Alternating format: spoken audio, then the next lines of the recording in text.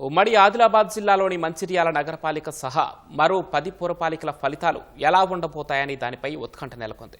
సొంత బలంతో ఎన్ని స్థానాలను కైవసం చేసుకుంటామనే అంశంపై కాంగ్రెస్, బీఆర్ఎస్, బీజేపీ, మజ్లిస్ పార్టీలు లెక్కల్లో మునిగిపోయాయి. రాజకీయంగా ఎవరి స్థానమేంటో శుక్రవారం తేలిపోనుంది.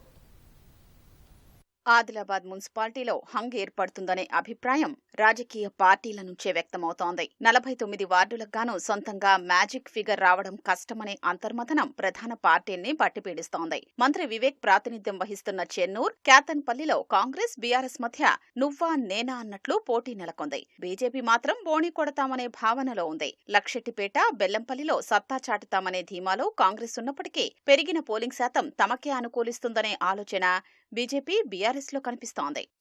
నిర్మల్, ఖానాపూర్ మున్సిపాలిటీల్లో పాగా వేస్తామనే విశ్వాసంతో అధికార పార్టీలు ఉన్నప్పటికీ బీఆర్ఎస్, బీజేపీ గట్టి పోటీ ఇచ్చాయని రాజకీయ విశ్లేషకులు చెబుతున్నారు. నిర్మల్లో కాంగ్రెస్ బలం పుంజుకుందనే అంచనాలు ఆసక్తి రేపుతున్నాయి. ఇక రాష్ట్రంలోనే అత్యంత సున్నితమైన ప్రాంతమైన భైంసాలో మజ్లిస్ ను ఎదుర్కోవడానికి బీజేపీ, బీఆర్ఎస్ కూటమిగా ఏర్పడతాయనే చర్చ నడుస్తోంది.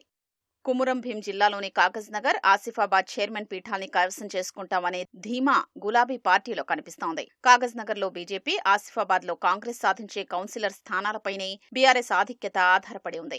ఇక తొలిసారిగా నగరపాలికగా అవతరించిన మంచిర్యాల ఫలితం ఇప్పుడు అందరి దృష్టిని ఆకర్షిస్తోంది. తాము మేయర్ స్థానాన్ని కైవసం చేసుకోవడం ఖాయమనే ధీమా కాంగ్రెస్ లో కనిపిస్తోంది. ఇప్పటి వరకు ఎలాంటి ప్రాతినిధ్యం లేని బీజేపీ బోణి కొట్టడమే కాకుండా మేయర్ స్థానం కైవసం చేసుకుంటామనే ఉత్తేజంతో ఉంది. బ్యాలెట్ బాక్సుల్లో నిక్షిప్తమైన ఓటర్ల తీర్పును అంచనా వేయడంలో రాజకీయ పార్టీలు తలమునకలయ్యాయి.